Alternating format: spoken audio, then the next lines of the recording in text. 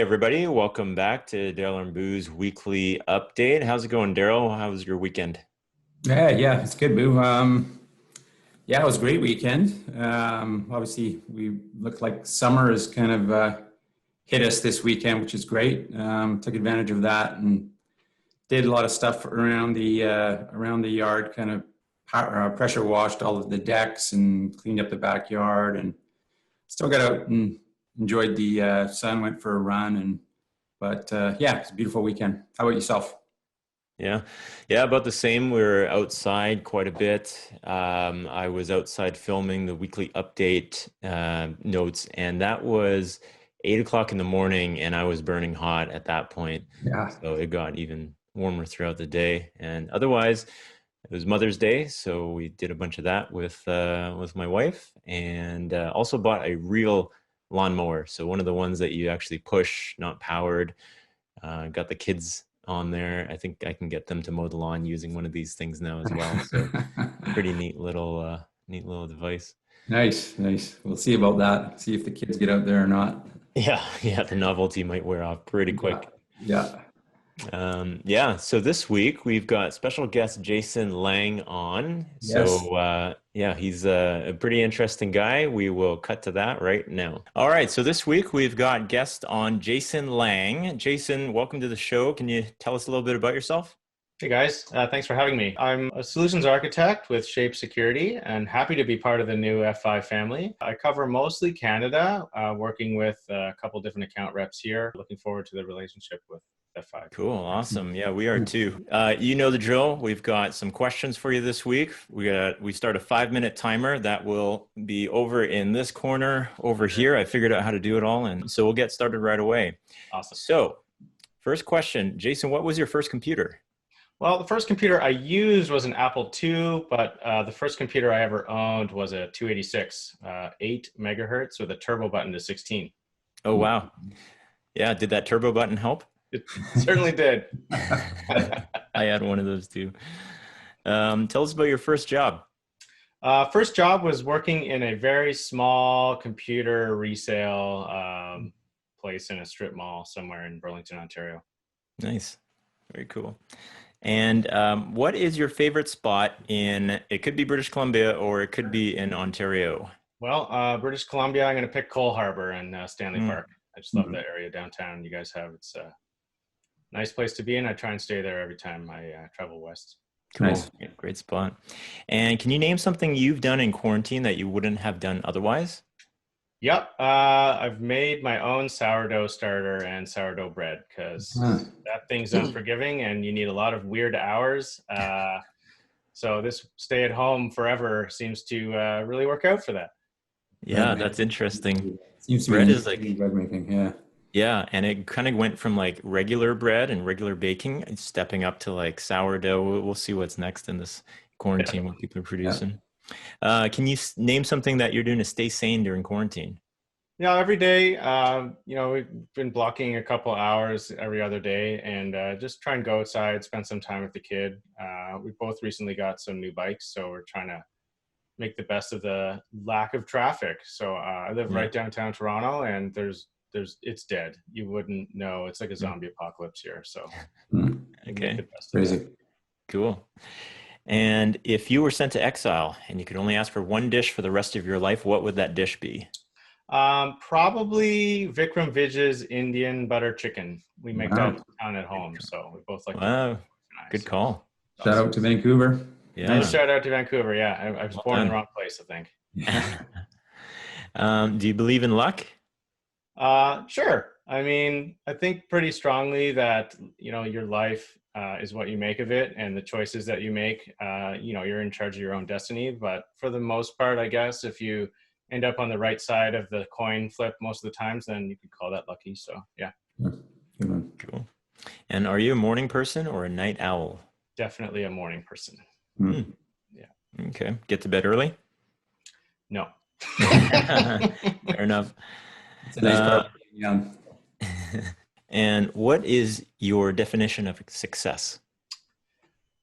Good question. I'd say just making the best of your life and at the end of the day, having no unmet needs really, I guess, is success in my mind. And from that token, I'd consider myself pretty successful. Awesome. Well said. And who or what has inspired you to get into your career?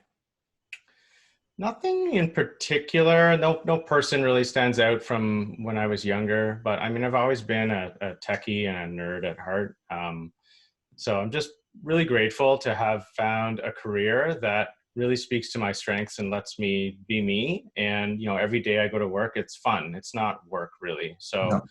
I think we're pretty fortunate in this field for those of us that are similar, that we get to do what we like to do all day long. And the other side of things is it's really an opportunity to just never stop learning. There's always something new to pick up and dive into, and it's really cool.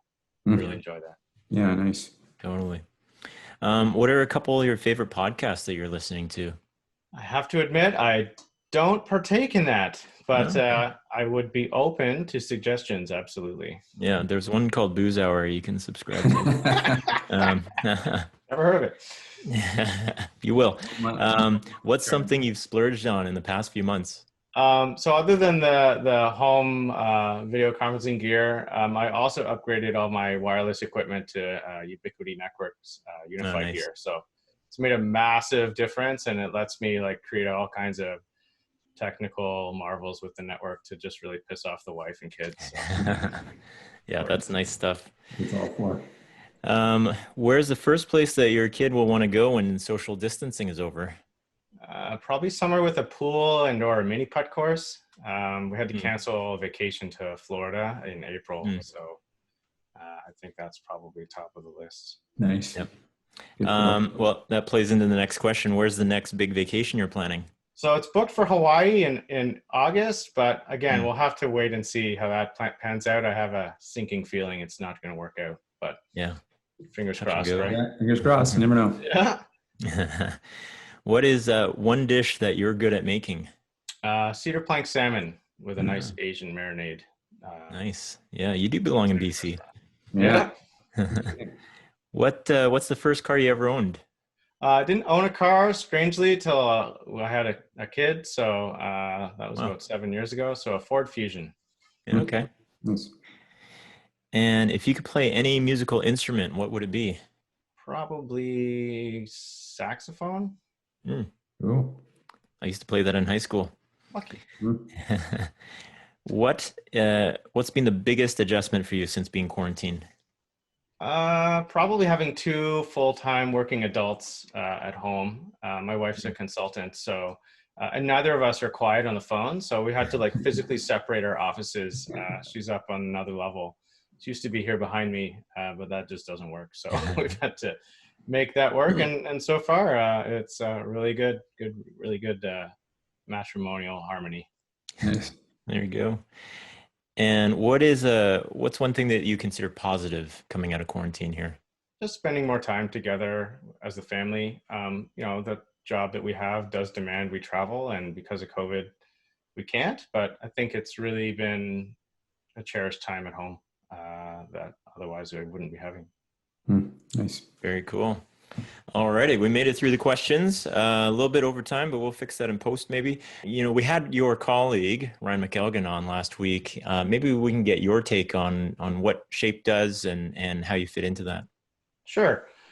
So Shape is a leader in preventing unwanted automation, or some of my colleagues refer to it synthetic traffic, from hitting a particular website, wherever there's deemed to be value behind the login or the shopping experience or the gift card or loyalty program. So at the end of the day, we're really there focusing on removing the automation, but the benefit of that is downstream. And where we can start pivoting is we can look at how we can use the data set that we come up with at the end of the day, which is 99% of the noise removed. So you have all the human transaction traffic left. So you have a really clean data set. And what you can do with that is you can pivot in 2 areas. You can look at reducing fraud because you have all the human transactions left. You can then start divvying between good and bad human. And then when you know it's a good human, you can actually look at accelerating some of the digital experiences. So for example, when's the last time you remember signing in to Amazon to buy something?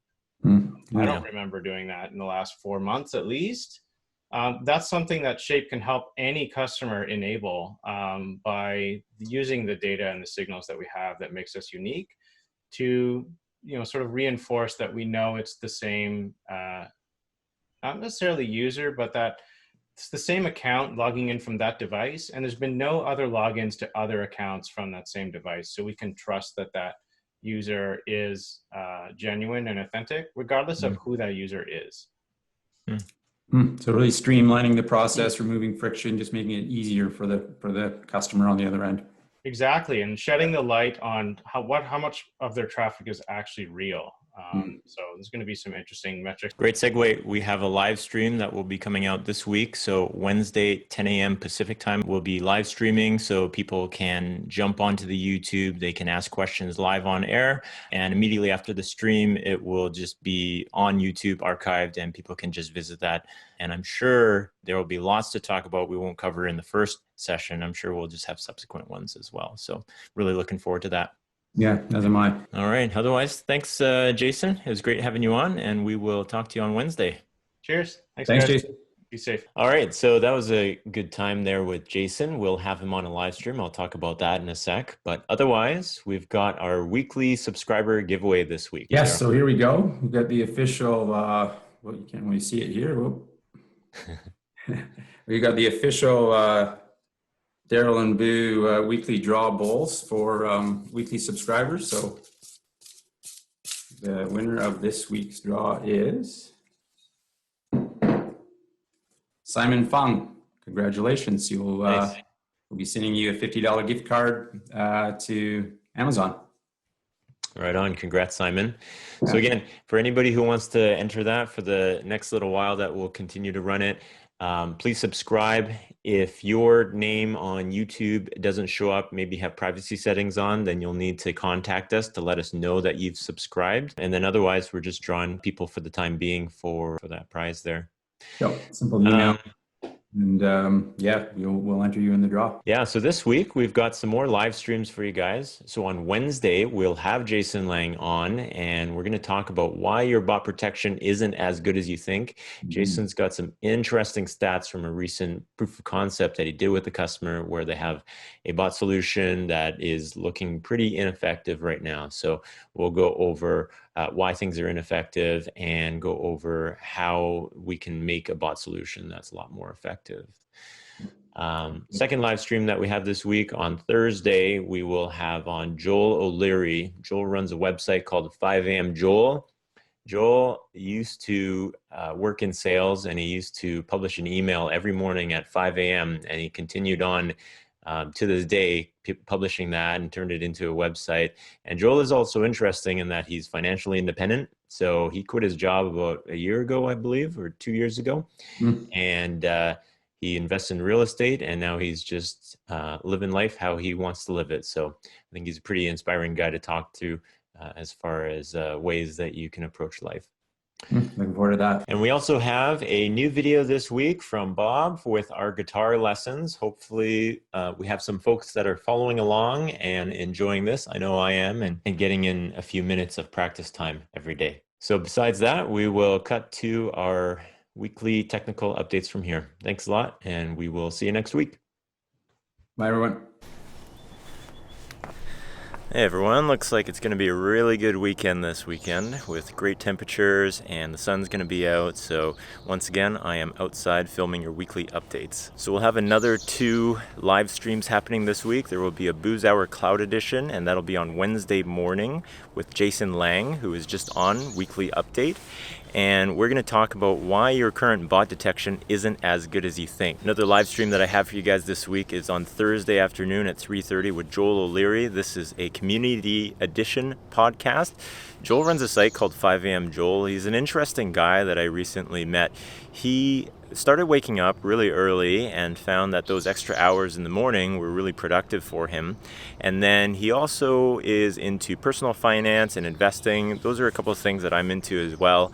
He's going to share his story behind all of that. I think it's just a really interesting story to hear and interesting guy to talk to. So look forward to that one. There's a few new releases that are out this week. So there's a 15.1.0.3 that was just released, and NGINX Controller 3.4 was just released as well. Also, there's been some ASM updates, there's a fraud prevention services update, and there is some new attack signatures to be updated as well. One of my colleagues, Kyle McKay from Calgary, wrote an article on using the new OWASP dashboard that is available in AWAF on 15.0. This is a really cool dashboard. It just allows you to judge where you are in terms of mitigating the OWASP top 10. Really easy to follow. Offers suggestions. I suggest you check that out. There's going to be another APM best practices webinar. This will have Chaz Leslie, Corey Marshall again, and Lee Slaughter. And they're going to go over some interesting topics around identity aware proxy, securing remote desktop protocol, and also using shape security integration to mitigate against brute force attacks. Every couple months there is a new update to the F5 Ansible collection. So there's one that was just released, 1.3, that adds some new modules for Ansible, so you want to check that out.